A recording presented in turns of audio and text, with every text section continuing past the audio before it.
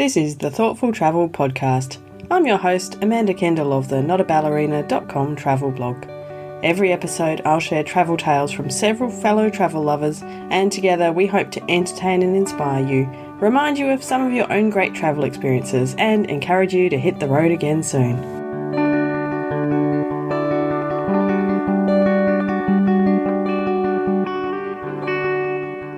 Hello and welcome to episode 234 of the Thoughtful Travel Podcast. Today we're talking about cultural blunders, those moments when even when you're trying hard to do the right thing, you inevitably, just by virtue of being in a culture foreign to your own, you end up making these kind of blunders, or as my first guest today, Bev, appropriately calls them, I think, gross moments. So even the most thoughtful traveller and someone who tries very hard to be informed, we're always going to make some kind of mistakes as we travel. I think it's how we deal with them that's the mark of, are we a thoughtful traveller? And of course trying to avoid them in the first place. But I am sure that all of you have also committed some cultural blunders over the years. I've been thinking back on some of my gross moments, and definitely in Japan, in 2 years in Japan, I definitely made cultural errors probably hundreds of times. I'm pretty sure that 99% of those I'm still unaware of because the Japanese people were so kind to me, and I think they're particularly understanding and forgiving of foreigners who don't adhere to the cultural norms or rituals there. But I do remember plenty of times when my shoes were on at the wrong moment, or initially using my chopsticks very poorly, or doing everyone I think reads before they go now, you don't stick them into the rice and leave them sticking out, things like that. I don't wave them around. I definitely waved my chopsticks around while speaking because I talk a lot and I tend to talk with my hands, and I'm sure I did that and offended people. But I did try hard not to, but I'm sure I have committed dozens of cultural blunders that I'm unaware of in Japan. But it's a work in progress. When I lived in Germany, I definitely also managed a few cultural blunders or some errors. I didn't know the local way of things. Perhaps it's a useful thing in Germany. They tend to get pointed out so that I don't repeat them. Things like I washed my car in the car park of my apartment building. Definitely a no, as I was told by my neighbours. And other little habits that were unusual to me, especially coming from a non-snowing place in the world here in Western Australia. There was a lot of rules about when it was... it's a bit complicated. In these parts of Germany, they had Kehrwoche, which was your apartment's duty or roster to keep the communal areas of your apartment block clean. So that might involve cleaning the stairs. And if it was snowing, it involved shoveling the pavement in front of the building early in the morning. And I didn't really understand this at first, but I soon learnt that when I had the Kehrwoche roster for my apartment, which was like every 8 weeks because we had 8 apartments in our block, then it was my responsibility to make sure that any snow was shoveled and cleared away from the front of the building in a timely manner in the morning. So all kinds of things that can go wrong. And actually thinking of both Japan and Germany, they're very big on punctuality, and that's part of the culture. And I had a funny situation in Germany where, and I'm actually a very punctual person, like I really love that part of Japan and Germany, but I had an issue one time when I was meeting a few friends. Actually, they were colleagues. I think we were going to a dinner, which was part of the school, for the school that I worked at. And in the southwest of Germany, in Baden-Württemberg, or the Swabian area, they use a particular way to tell parts of the time, which is like the local dialect. And so I was told that I would be meeting these people. I think we're all being taken by car somewhere, and we would meet at 3/4 which translates like word for word to 3/4 And at the time when they told me 3/4, I thought, okay, yes, I must make sure I get that right because it's a very confusing thing and it's not used in all parts of Germany. And so I very carefully thought to myself, okay, 3/4, that's 6:45. Okay, all right, I know. And at 10 to 6, I got a phone call or a text from one of them saying, "Where are you?" And of course, 3/4 actually kind of means 3/4 of the way to 6, so it's 5:45. And I'd got it wrong, even though I knew I had to be careful about it, but I thought I'd got it right, but no. And they were very forgiving because, obviously I am not German, and even apparently Germans from other areas get that wrong, so that was okay, but I did feel awful being late for such a situation like that. So anyway, I also asked in the Facebook group for Thoughtful Travellers, and there was a really nice, a good example of a cultural blunder from Carol Anna. And she said that the first time she went to a restaurant in China by herself, she didn't know she was supposed to pay for the meal when she ordered it instead of waiting to pay the bill at the end. And I think the when to pay and how to order part of restaurant culture around the world is very difficult, so my sympathies already. Anyway, no one in the restaurant spoke English and her Chinese was terrible. After she ordered, the waitress stood by the table expectantly and then walked away confused. And so after she'd eaten the meal, she waved over another server and handed over the money to settle the bill, but they misunderstood and thought she was ordering the same meal again. And so when she saw them preparing the meal, she just snuck out of the restaurant. And she said, looking back, even years later, it's still really awkward, but it was a good learning experience. And from then on, she knew the right way to go about it. So that's a typical gross moment that you're trying not to do, but it's sometimes just really hard. Now, my first guest today has a fabulous collection of these cultural blunders. It's Bev Malzard, and she starts off with a faux pas in Greece and goes on to several more fabulous to hear, but probably not fabulous at the time or afterwards for her, cultural blunders or faux pas. When I first went to Greece as a young woman, and I'd always dreamt of going there, sort of when I was younger, I thought, I'm never going to go anywhere. But anyway, I saved up, and I went to Greece with a friend, and I was so excited about it. And one of my first faux pas was, read a little bit of language, but not a lot. And I remember I arrived in this village, and one morning it was quite weird. It was surreal. It was like it was a stage set. All these funny old nanas were sitting out crocheting, and I'm walking down the street, and they're going, Yasu. And I started going, oh, calamari, calamari, calamari. And they were just sort of looking at me like I was a bit mad, because the word for good day, good morning, is kalimera. As in kali, good, and mera is day. And by the time I got to the end of the street, I thought, oh, no, it's not calamari. No, that's what we eat. So I just sort of scuttled off into a little bar and had a coffee and waited till they'd all gone to lunch. And then slowly learned a bit more Greek because I stayed on there. But it was a very, very funny moment. And Greece was kind of like that. Greeks are like us. When I got there, I suddenly thought, I'm into siestas. I know how to do this, and I've never done it. 2:00 in the afternoon, crash. So, I embraced the culture immediately. But before another trip I did in Greece, I was up in Thessaloniki, and we had a really funny little old hotel. And it was opposite a square on the edge of town, and people would walk around the park and everything. And anyway, I was with my boyfriend at the time, and there was a really good bench over there, and we said, let's go and take some photographs. Now, this is pre-Instagrammer, and all those corny pictures. And, I haven't been that culturally appropriate like at Auschwitz or anywhere like that.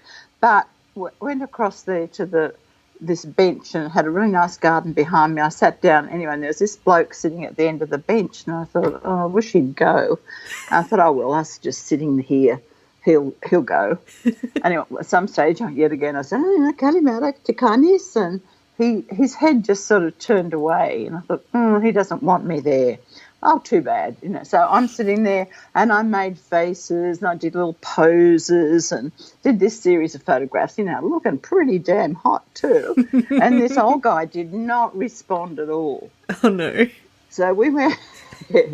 We went back to the hotel, and anyway, being those days when we smoked a lot, I was sitting on the windowsill just looking at the park, and I watched as people kind of gathered around the man, a few of them, and then an ambulance arrived. Then they got him and put him in a body bag, So I'd been sitting next to this poor dead man making, oh, yahoo, oh my God, just look at me. Oh, And I was doing all that stuff, and I think maybe when he did his little turn of the head, that might have been his moment of expiration. oh. And I just sort of thought, no, I said this guy, Mark, my partner, I said, Mark, I said, I think we killed that guy. And he looked down and he went, oh, no. I said, no, we didn't kill him, but this is awful. This is a terrible thing we've done. And it was so embarrassing. But, no one saw that. No one else knew, only you guys, but still. Oh, my goodness. I looked at those old black and white pictures over the years and I thought, oh, God, that was awful. So, yeah. Now, you would have thought I would have learnt my lesson. Oh, dear. My worst one was I dragged out a picture about 6 months ago and I thought, I wonder if I've ever run this in anything on Instagram or whatever. And I don't think I did. I don't think I had Instagram at the time. I was in South Africa for a conference and afterwards we went on a famil. It was fantastic. Went to Durban, different places, and I was with sorry about the noise, but talk about travel, under the flight path in Sydney. Oh, yes. Nothing I can do about it. Oh, that's wonderful. I can hear a plane. It's a plane. I vaguely remember them. Yeah, they pop up all the time. Anyway, so we went out to Soweto. Now, Soweto was that town that was a huge, vast city, a shanty town where, had a terrible history. But by the time we went out there, I could see some very nasty little shacks and then also the shacks that were very, very poor. And something odd about the place, people who had grown up and lived there, they had, since the end of apartheid, had, made good. And they went back and they were building their grand houses around the edge. So they were still part of that fantastic community. Mm. Well, anyway, we had a look around. We went to the market. We did everything. And we were about to go into they've got a marvellous apartheid museum there.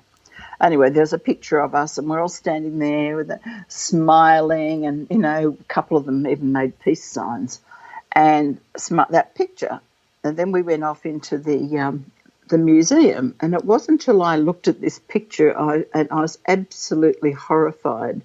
We were standing in front of a huge black and white picture, the famous picture of the poor, I think Hector Peterson, his name was, this dead child who had been shot by a white policeman. He was carried by a man called Makuba.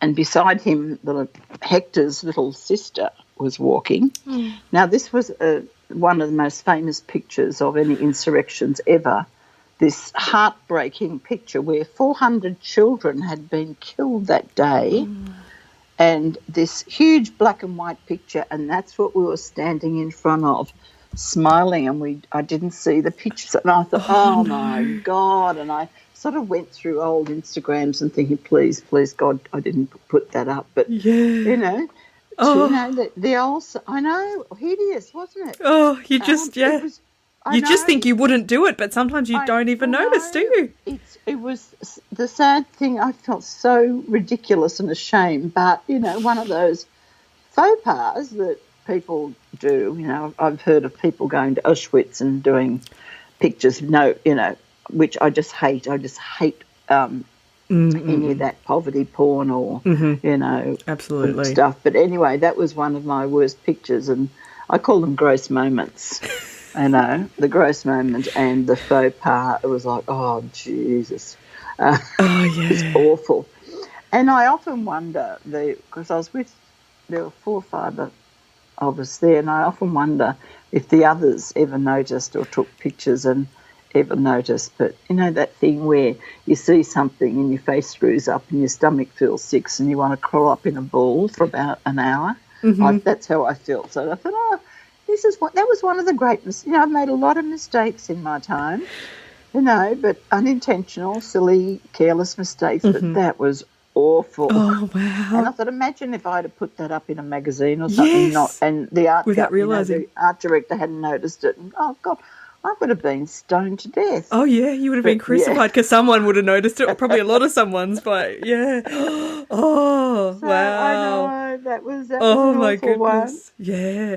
But it happens to the best of us, doesn't it? You know, these unintentional moments. And I think the best thing you can do is be trying to be doing the right thing. I mean, I thought that exactly that when you started this with your calamari in Greece, that, you know, the first step we can do is, for example, at least try and learn some of the local language, you know. And so you had, and yes, muddled it, but, you know, that's still a whole lot better than someone who goes off somewhere without even trying to learn and just assuming that everyone will speak English, you know.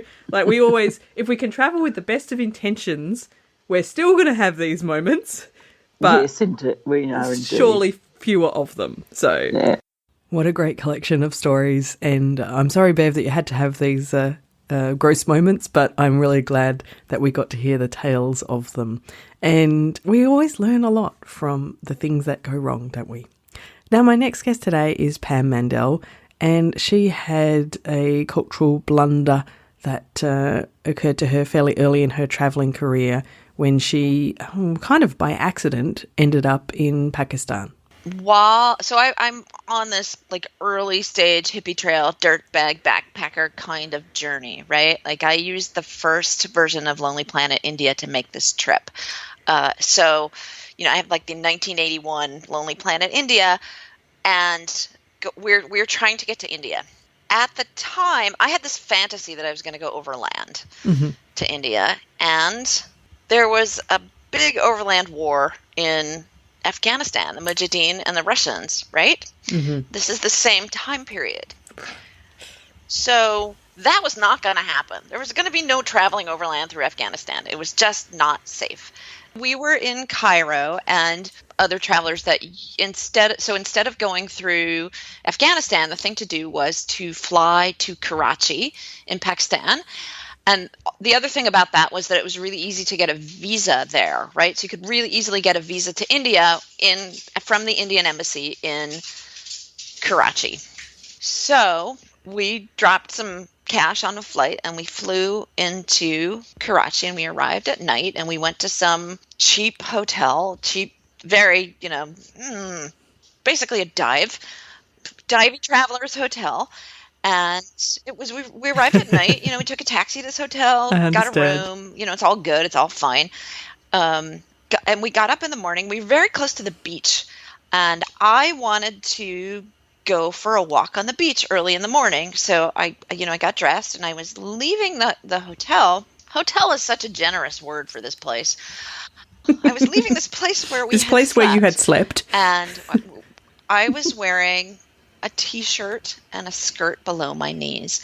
And the guy at the gate said, "You can't leave here dressed like this." And I was like, "What are you talking about?" And he's like he's waving his hand at my outfit and saying, you can't leave here dressed like this. And I was completely mystified by what he could possibly be talking about. Why can't I leave here dressed like this? Well, at the time, Pakistan was falling under the influence of the Taliban, and I was uncovered. And I just didn't know where I was. I was completely uninformed. We arrived at night. I had not seen anything around me. I was totally in the dark. And my guidebook was for India, not for Pakistan. Right? So I knew nothing at all about what was happening there. I had never intended to go to Pakistan. I didn't know anything about the culture. I didn't know about what to expect. I didn't know anything about what these behaviors were supposed to be. And finally, I realized, now it's dumb because I had been in Egypt. I had been in the Muslim world where women are often covered, not exclusively, but, you know, in general, like they were very, very modest in the places that I had been in Egypt prior. So I just hadn't connected the dots. It was the strangest thing, though, to sort of knock up against it, right? Like I was just going for a walk, right? Here I am, my sort of privileged white Western self. I'm leaving, the beach is right there. It's right, like I see it from the door of this place, and I just want to go. Wow, there's a shipwreck off the beach, and I wanted to go look at it. Sun was coming up. I like to take pictures. I'm traveling. And here's this guard being like, no, you absolutely not. Mm-hmm. You cannot leave here dressed like this. So, I had to go back to my room and figure out okay, what have I got? What can I, because I was totally ill prepared, completely prepared. There was no way. And this turned out to be increasingly an issue as I was traveling through this part of the world, that women did not go out alone. Women did not, period. Let's just say that. Right? Women did not. In this time, in this place, women did not. And I completely did not know that. And it was, I think it's very easy to take on the attitude, well, it shouldn't be like that. And also, my desire for things to be different does not change them. Getting what you're wearing right is important. It's much easier these days. When Pam was in Pakistan, there was no handy internet to quickly look things up. But these days, I think we can be reasonably confident that we've got the right info. But it is important to make the effort to get the right info and figure out, what is going to avoid any cultural blunders of that kind. So important stuff. Poor Pam. Anyway, thank you so much for listening to episode 234 of the Thoughtful Travel podcast. If you have your own cultural blunders, come and share them with us. It's cathartic, I think, to share. Come along to the Thoughtful Travellers Facebook group. There's a link in the show notes, or just look up Thoughtful Travellers on Facebook. A very big thanks to my guests. First up, we chatted with Bev Malzard, and Bev has a great blog called Travel Gal on the Move. You can find it at travelgaltravels.com. Pam's website is at nerdseiview.com. And her book, a recently published book, which is actually fabulous, is out as well. It's called The Same River Twice. I'll leave links to all of this stuff in the show notes. And for this episode, the show notes are at notaballerina.com/234. As always, thank you very much for listening.